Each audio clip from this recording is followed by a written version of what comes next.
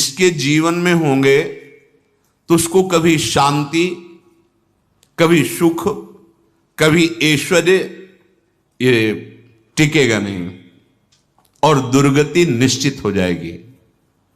बहुत ध्यान से सुने, एक श्लोक में 6 दोष और दूसरे श्लोक में 7 दोष। उपासक को कभी इन दोषों को अपने अंदर टिकने नहीं देना चाहिए।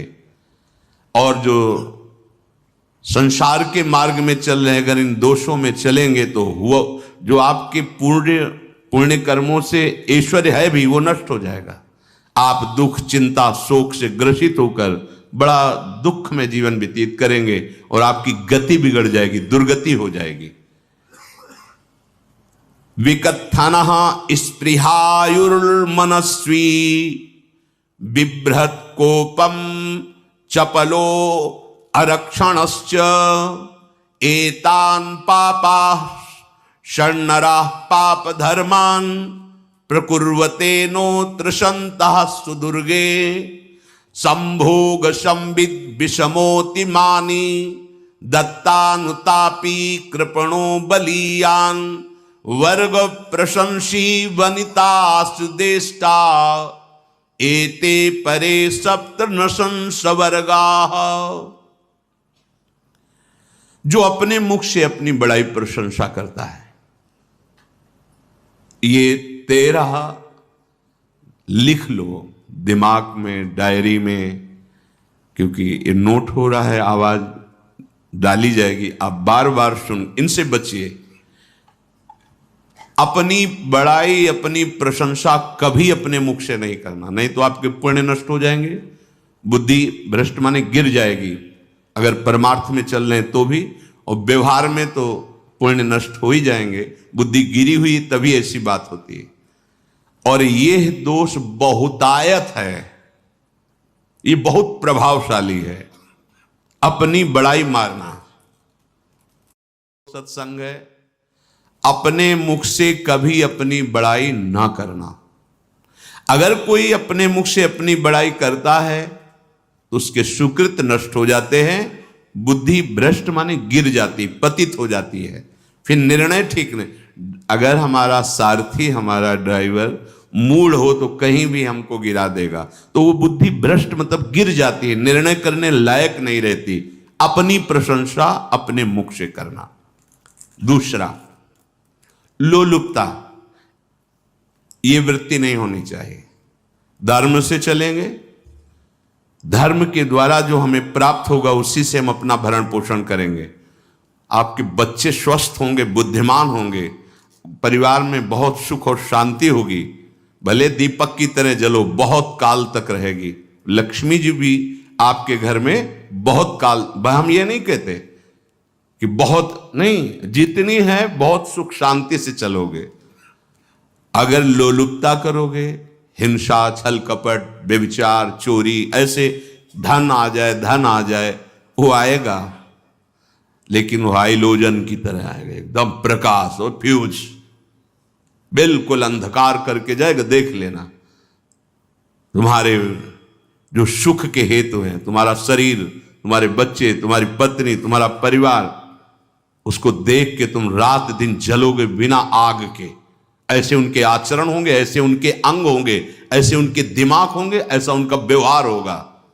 ये लोलुपता अगर उपासक में या किसी में है तो उसको नष्ट कर देती है। सावधान। तीसरा, यदि आपका अपमान होता है तो आपको उसे सहन करना होगा, उससे आपके पाप नष्ट हो जाएंगे। जो तनिक सा भी अपमान होने पर बहुत क्रोध करके दूसरे का अपकार करने लगता है, ये आपका पतन करा देगा, ये आपको फंसा देगा, हृदय जलेगा, अर्थव्यवस्था नष्ट होगी, पूरा परिवार दुखी होगा। जरा सा अपमान की संभावना में आप किसी से भी भिड़ गए, किसी से भी, वो ये प्रवृत्ति आपका पतन कर देगी। उपासक में तो अपमान सहना अमृत है, नीचापमानम सुधा, पर व्यवहार में भी ज्यादा उत्तेजित मत होइएगा। ये तो कुछ मिनट की बात है, अगर आपने उसे मारा पीटा, रिपोर्ट हुई कानून की, ओ फंसते चले जाओगे, अर्थ जाएगा, समय जाएगा, चिंतन जाएगा, बहुत तरह से हानि हो जाएगी। अगर आप सह गए तो आपका सहना उसके लिए आग बन जाएगा। उमा क्षमा साप होते भारी, तुम्हें दंड देने की जरूरत नहीं, उसका एक कर्म ही उसे दंड दे देगा। आप शांत हो जाइए, आप सत्संगी हैं, आप शांत रहिए। चौथा, निरंतर क्रोध और उसका चिंतन। बैठे बैठे बस द्वेषियों का चिंतन ही हो रहा है, अंदर क्रोध का चिंतन और द्वेषियों का चिंतन ही हो रहा है। द्वेष भरी बातें, द्वेष भरे क्रियाएं, उन्हीं का चिंतन करके जलते रहना क्रोध से। उपासक को तो क्रोध करना ही नहीं चाहिए, बहुत शांत। ठीक है, अभ्यास में कभी क्रोध हो सकता है, उसको फिर समन करो, अंदर से प्रायश्चित जैसा कि अब गलती हुई, आगे नहीं करेंगे। और व्यवहार में भी क्रोध को आप पीना सीखें। अगर बार बार आपका क्रोध प्रकट होता ही रहेगा, आपका स्वभाव बिगड़ जाएगा, आपके पुण्य नष्ट हो जाएंगे और आपका जीवन नष्ट हो जाएगा। देने वाला उतना दे देगा आपको, आनंदित रहो। पैसा खर्चा, सब पूरे जीवन का विध्वंस मचा दिया क्रोध ने। कहीं भी आप देखो, किसी से क्रोध करके देखो, फिर देखो तुम्हारा भजन चल रहा है, तुम्हारी वो आनंद वृत्ति है नहीं, जलोगे और वो जलन और गुस्सा दिलाएगी और वो बैठे बैठे जलो नहीं। ये क्रोध जो है, ये चाहे व्यवहार में हो चाहे परमार्थ में, दोनों की हानि करने वाला है। और आश्रित जनों की रक्षा ना करना। अगर कोई भाग कर आपके पास आ गया है, कोई पशु पक्षी या कोई मनुष्य, आपको चाहिए कि अब चाहे हमारे पहले प्राण जाएं, उसकी रक्षा करेंगे। सीवी जैसे तो कोई बिरले ही होते हैं, पर इतना जरूर ध्यान रहे, जैसे कोई पशु पक्षी किसी भय से आपके सीमा के अंतर्गत आ गया है, अब उसकी रक्षा करनी है आपको। अगर आप स्वयं मार देते हैं या मरवा देते हैं, या आपके सुकृत नष्ट कर देगा, या आपकी दुर्गति का कारण बन जाएगा।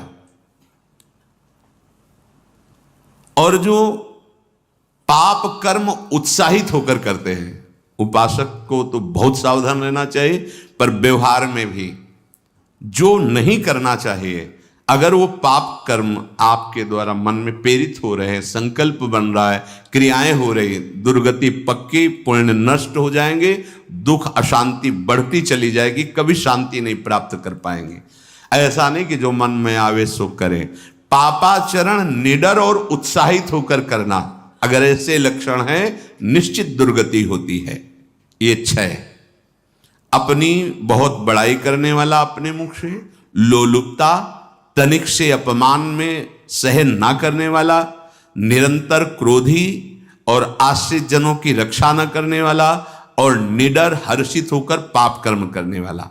दूसरे श्लोक में 7 है, 6 ये 7 हो। एक